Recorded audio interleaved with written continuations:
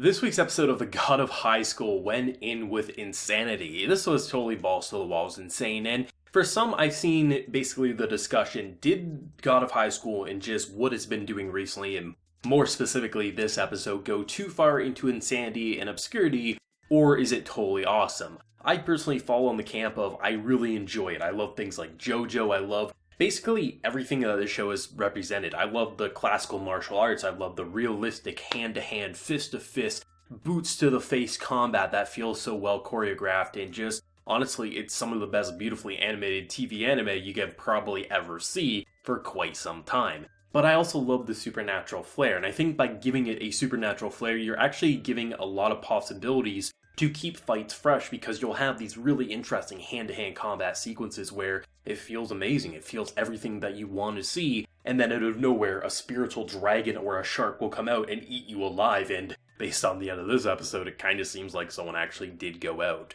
Did they? I guess only time will tell, because so far it feels like the technology can keep people alive, but I mean, when you see someone kind of almost dangling lifeless after a shark or another spiritual-like being consumes them and stabs them and just drains them of all their life, how do you come back from that? I don't think you can. That's what I love about this show, is that it's not afraid to be risky in the sense that, hey, people probably are going to enjoy the really cool choreographed fights where it's hand-to-hand, it feels like there's weight behind punches, but then out of left field they'll throw a tiger or a giraffe or whatever else they want to do, or have a guy with a scythe and just cut bitches down left and right. Who doesn't love that? Personally, for me, this is exactly what I love about anime, is that anime is weird, it's wacky, it's wild, it can take risks and do things that other mediums can't, because if you're going to have a battle tournament for a live-action show, unless you had a very good production budget, you had some great teams behind you, you couldn't really have realistic CGI behind these live actors to do these crazy Stan-like abilities. But when it comes to anime, you can easily draw another thing behind a character and have it blend in with his world quite fluidly. And honestly, I think they're doing a great job. This episode was definitely the most insane in terms of having just, what are we even looking at? Why I thought Commissioner Q was gone. I thought we killed 2 people last week. But it turns out this man not down for the count yet. And even if you do get stabbed, I guess depending on what's going on with your abilities and just the equipment you have, you might be able to survive some pretty deadly wounds. Obviously, we've seen people can die in this show, which is a good thing. I feel like a lot of times with these shows, you get into that shonen territory where you can throw a fireball or even a planet at someone and they still somehow make it out alive. Where here, characters can die, we've seen death, we've seen just despair,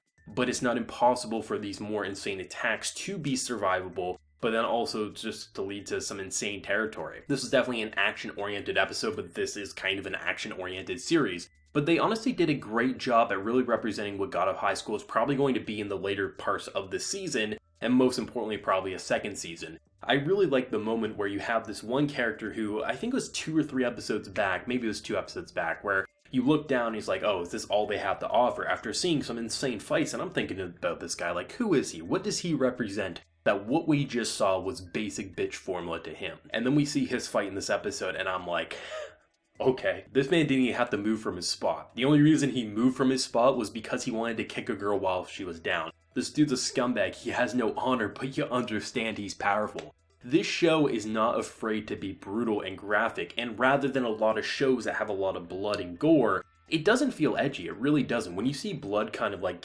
because a lot of times you see decapitation, you'll see blood squirt, or you'll just see blood cough up from characters after getting punched in the gut by basically a car coming crashing towards them. It doesn't feel like they're just doing things to be edgy, but rather it's to add on to the actual weight, where the sound effects are doing a great job. I don't think I've complimented them enough in this show, but the sound effects feel like someone's actually getting impaled, or they're getting sliced or dashed or tossed around. It's great detail, and based on how they're actually animated, it feels like there's weight behind it, and the fact that a lot of it is motion captured, it does a great job. Obviously, the supernatural stuff's not motion captured, but you get where I'm coming from. So it's great to have that because it makes it feel almost realistic despite being as supernatural as it honestly comes. We literally have every type of spirit apparition popping up, but it feels like, you know what, for what we've seen with The God of High School, this is okay for its series. And some people I've seen argue that this is a very fast-paced series, and I'm not going to deny, we absolutely are getting through a lot of chapters of the webtoon. I'm not going to say otherwise. But something I will point out to and say is actually a pretty good thing is that this series knows how to make the side casts, even if they're only going to be there for this episode, like in this case, or at least that's what I assume, the people who are fighting our main 3, they're interesting. They have backstory, have maybe an episode's worth of content to go into their backstory. Sure, and I imagine there's plenty of chapters with these three side characters that they got a much more development and fleshed out and things like that. But for me, they did the job. Can they do more? Sure. But do they need a lot more? I don't think so. Maybe like another 5 minutes worth of content to really flesh out their backstory, see the relationships brewing, like the fact that you have like a 38-year-old who's still in high school just never giving up and getting made fun of for that. You have a girl not understanding where that's coming from. She realizes she's not great with the sword, but is ready to give up, but then gets inspired. There's some great development and chemistry there, and you understand why it's rootable for these characters, that you look at them and say, oh, they're not just the people going up against the main character so you want to see them lose, but rather you understand their objectives and their perspectives. They're not bad people, they're just, honestly, they could have been the main characters had the story been fleshed out in a different way.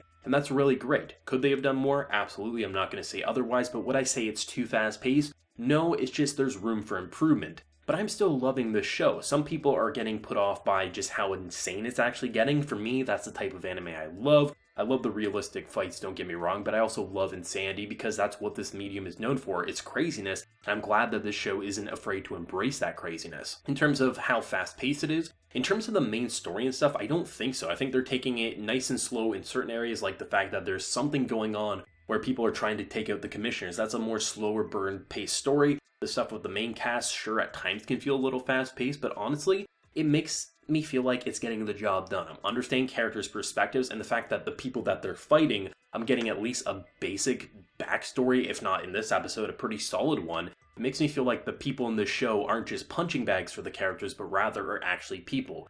I'm not saying you can't improve it, and I'm not saying there isn't a lot they probably cut, because there clearly is, but at the end of the day, this adaptation is doing it for me. I don't feel like I need to read the webtoon in order to understand things. I feel like it's a high-quality production that gets the job done. Is there room for improvement? Of course, and hopefully in Season 2 maybe they will take it a little bit slower in certain points, but I'm loving this. It's a great anime. It's one of the best of the season, and I'm already dying for like 5 more seasons of it, so it's gotta be doing something right. One of the biggest aspects that you can praise for this show, which a lot of people will always go for the action or maybe just a character personality, but it's the fact that this show is action-oriented first and foremost, yet still is getting across a good story, and the characters seem interesting. I mean, yes, I'm not going to say I wouldn't have rathered maybe half the episode more worth of content to see some of these side characters to get them a little more fleshed out. If you were to ask me how I would have rearranged it, is maybe I would have introduced some of this stuff throughout earlier of the season, so by the time we got here, we've already had to establish a narrative with them, so it's not just like they got brought in, we got to learn about them, and then they got defeated.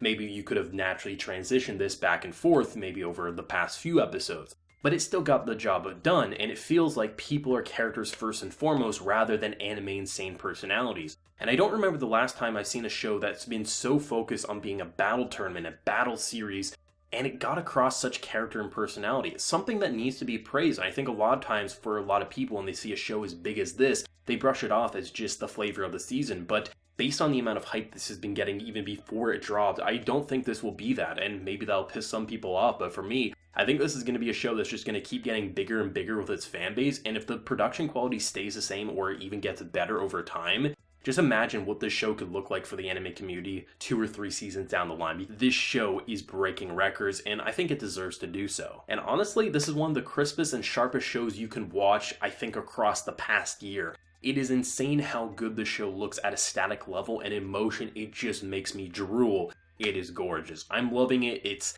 a great episode once again, but I mean, I'm probably going to keep saying that because I really enjoy this show. But as always, let me know your thoughts and feelings down below, be it for source material readers or anime originals like myself, and where you think it might go next week. If you enjoyed the video, be sure to leave a like to show your support, and remember to hit that subscribe button if you happen to be new around here. So until next time, everyone, please take care and have a good one.